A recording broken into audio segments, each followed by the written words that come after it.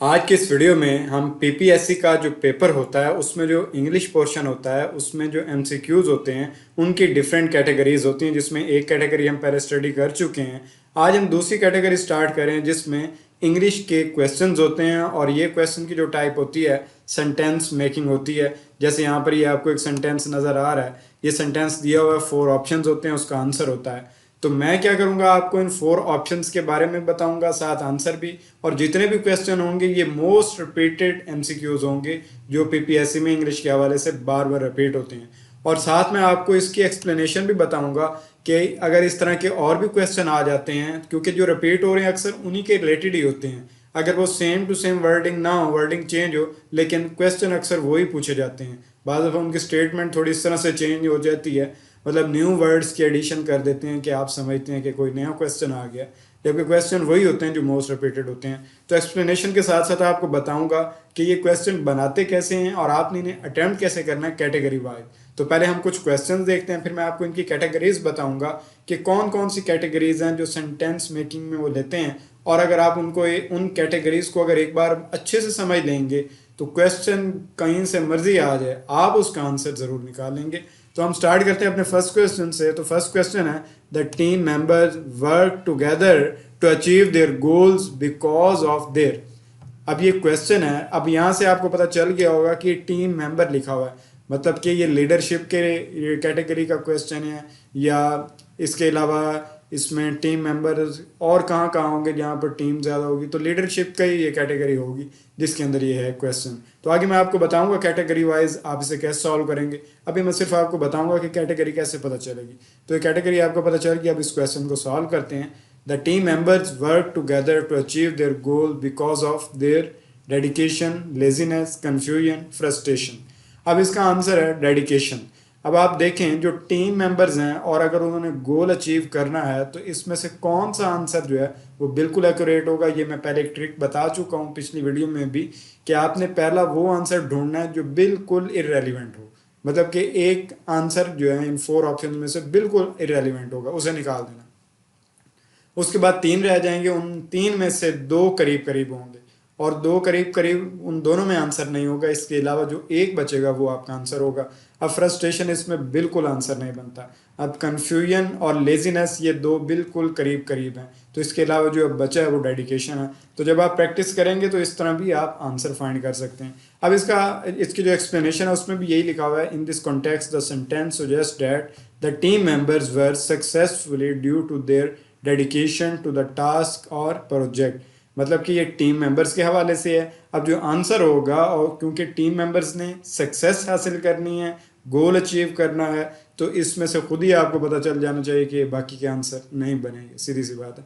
तो जैसे मैंने आपको बताया, एक अननोन टोटल जो है बिल्कुल इरेलीवेंट एक ऑप्शन होगा, उसे अगर आपने फाइंड कर लिया तो बाकी 3 में से फाइंड करना बिल्कुल आसान है। तो इसे आप एक बार रीड कर लें और उसके बाद फिर नेक्स्ट क्वेश्चन की तरफ मूव करते हैं। नेक्स्ट जो क्वेश्चन है, इफेक्टिव कम्युनिकेशन इज़ की। अब ये देखें कम्युनिकेशन है तो मतलब कि ये स्पीकिंग है, या मतलब कि लर्निंग तो इसमें होगी, लेकिन कम्युनिकेशन है तो मतलब ये कम्युनिकेशन स्किल के हवाले से। पिछला टीम मैनेजमेंट के हवाले से था। आपने कैटेगरी ज़रूर अच्छे से पहले समझनी है कि ये किस कैटेगरी का क्वेश्चन है। तो effective communication is key in any place, work place, to avoid misunderstandings and improve. अब इम्प्रूव क्या करना है, अगर कम्युनिकेशन कर रहे हैं आप किसी भी जगह पर, मिसअंडरस्टैंडिंग को आपने इम्प्रूव करना है तो कैसे करेंगे? मोराल बढ़ाएंगे या प्रॉफिट से? प्रॉफिट तो टोटल इररेलेवेंट है क्योंकि ये कम्युनिकेशन की कैटेगरी है, तो इसमें प्रॉफिट टोटल इररेलेवेंट है। इसको आप निकाल दें, बाकी 3 रह जाएंगे, तो खुद भी आपको पता चल जाएगा 2 इसमें करीब करीब होंगे। अब ये देखें कन्फ्लिक्ट्स है, वर्कलोड है और मोराल है। तो इसमें आप देखें प्रॉफिट और वर्कलोड ये तकरीबन कुछ ना कुछ जो है ना इनमें सिमिलैरिटी है, ये करीब करीब ऑप्शन लगते हैं कि ये आंसर हो सकते हैं इन दोनों में से। लेकिन इसके अलावा जो पहला ऑप्शन है वो आंसर बनता है, जैसे मैंने पहले आपको बताया। तो थोड़ी आप प्रैक्टिस करेंगे तो आंसर इजीली आपको मिल जाएगा।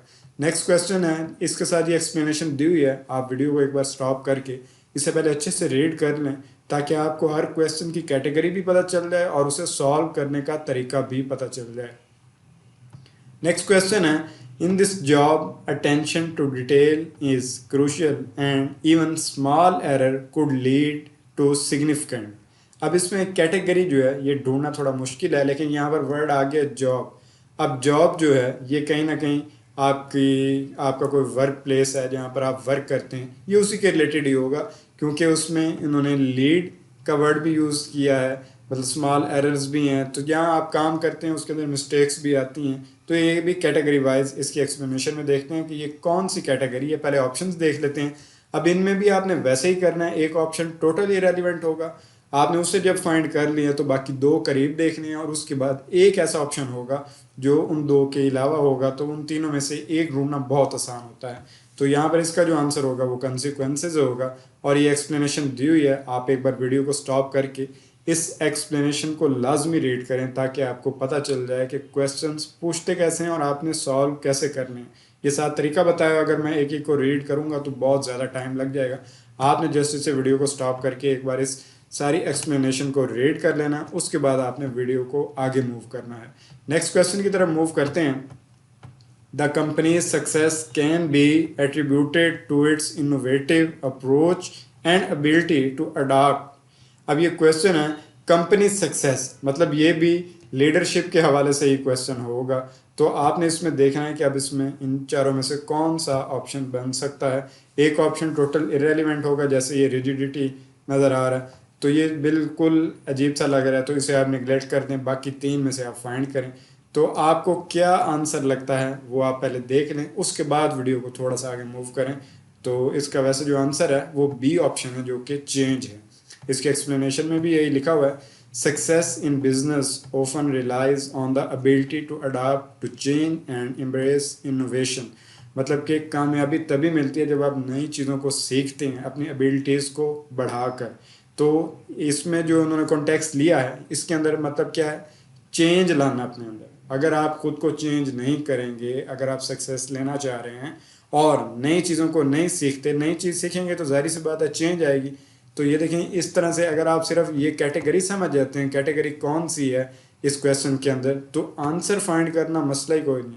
पहले कैटेगरी देखें, कैटेगरी वाइज उसका आंसर देखें, तो जाहिर सी बात है जहाँ सक्सेस है यहाँ पर आपको बार बार क्लू मिल रहा है, इन क्लूज से आप फाइंड कर सकते हैं आंसर क्या है। चेंज इसका आंसर क्यों है ये आपको पता चल गया होगा। इसके बाद नेक्स्ट क्वेश्चन, इसी तरह यहाँ नेक्स्ट क्वेश्चन दिए हुए हैं, उनकी एक्सप्लेनेशन भी साथ दी हुई है। आप वीडियो को स्टॉप करके एक बार इन्हें रीड भी करें, और आंसर्स को देखने के बाद आप बताएं कमेंट सेक्शन में कि क्या आपको इससे फ़ायदा हो रहा है। तो यहाँ पर जो पहला क्वेश्चन मतलब कि यहाँ पर नेक्स्ट क्वेश्चन दिया हुआ है, the manager's approach to problem solving was characterized by creativity and. अब इसमें 4 ऑप्शंस नहीं है, जस्ट मैंने आंसर लिखा है ताकि आपको पता चल जाए। अब इसमें भी आपको पता चल गया होगा कि ये कैटेगरी कौन सी है, मैनेजर अप्रोच।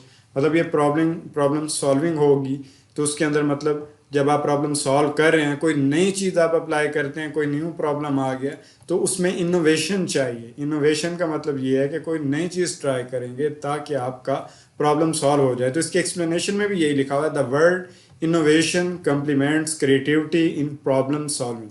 नेक्स्ट है, the teams strong collaboration led to the dash of a high successful project. तो इसका आंसर कंप्लीशन है। नेक्स्ट क्वेश्चन इसी तरह है, to ensure customer satisfaction it's essential to provide top notch products and excellent. इसका answer क्या होगा, service, top services देंगे। अब इसमें एक्सप्लेनेशन दी हुई है 1 लाइन की, आप इसे एक बार रीड कर लें, उसके बाद फिर नेक्स्ट क्वेश्चन की तरफ मूव करते हैं। The new employ should great potential during the training period displaying A high level of dash. तो इसका आंसर होगा एप्टीट्यूड। अब ये एप्टीट्यूड क्यों है, इसके नीचे एक्सप्लेनेशन दी हुई है, तो आप इसे रीड करते जाएं, क्योंकि मैं पहले आपको सारा पैटर्न बता चुका हूँ कि आपने इन्हें कैसे सॉल्व करना है, और इसमें एक्सप्लेनेशन आप इसे जब रीड करेंगे तो खुद ही समझ आ जाएगी। इस तरह नेक्स्ट क्वेश्चन की तरफ मूव करते हैं। In a leadership role it's crucial to set clear goals and dash a vision for the team. तो इसमें आर्टिकुलेट है इसका आंसर। इसमें लीडरशिप की ये कैटेगरी है, इसमें आंसर यही वाला क्यों है और क्यों नहीं है, तो ये एक्सप्लेनेशन से पता चल जाएगा आपको। नेक्स्ट है, the project success hinged on the team's ability to meet deadlines and maintain dash. तो इसका आंसर है क्वालिटी। एक्सप्लेनेशन साथ दी गई है, आप उसे एक बार रीड कर लें। नेक्स्ट क्वेश्चन है, effective time management helps reduce dash and increase productivity. तो इसका आंसर स्ट्रेस है। नीचे एक्सप्लेनेशन भी दी हुई है। नेक्स्ट क्वेश्चन है the company's reputation for honesty and integrity contributed to its strong dash in the market. तो इसका आंसर होगा स्टैंडिंग। इसके बाद नेक्स्ट क्वेश्चन है the team diverse skill set allowed them to tackle dash challenges with ease. तो इसका answer है complex. Employees should approach feedback with an dash mindset to grow and improve। तो इसका answer होगा open. Next है the candidates impressive work experience dash there qualification for the position. तो इसका answer ये दिया गया है, इसके साथ एक्सप्लेनेशन भी है, आप इसे भी साथ साथ रीड करते रहें और साथ बताएं भी सही कि आपको इससे फ़ायदा हो रहा है एक्सप्लेनेशन से या नहीं। नेक्स्ट है maintaining A dash work place fosters great productivity and job satisfaction. तो इसका आंसर होगा इंक्लूसिव। इस तरह नेक्स्ट क्वेश्चन है effective leaders possesses strong communication skills and dash with their team members। तो इसका आंसर होगा connect। नेक्स्ट क्वेश्चन है to excel in this role one must have a deep dash of industry trends and developments। तो इसका answer होगा understanding। Next question है the company's commitment to environmental sustainability demonstrates its dash to social responsibility. तो इसका answer होगा dedication. Next है a proactive approach to problem solving can dash potential issue before they escalate. तो इसका answer होगा preempt. Next है the employee's enthusiasm and motivation were dash and contagious to entire team। तो इसका answer होगा infectious। Next है the organization's values and ethics dash its corporate culture and decision making। तो इसका आंसर होगा influence। इस तरह नेक्स्ट क्वेश्चन है collaboration and teamwork are essential for fostering dash work environment। तो इसका आंसर होगा cooperative। तो ये थे आज के हमारे मोस्ट रिपीटेड एमसीक्यूज़ जो कि सेंटेंस मेकिंग के हवाले से हैं और पीपीएससी के एग्ज़ाम्स में ये इंग्लिश का जो पोर्शन होता है उसके अंदर बार बार ये रिपीट होते हैं। इस तरह नेक्स्ट वीडियो में भी मैं कुछ आपको बताऊंगा, तो इसलिए आपने इस वीडियो को भी देखना और नेक्स्ट वीडियो का भी इंतज़ार करना।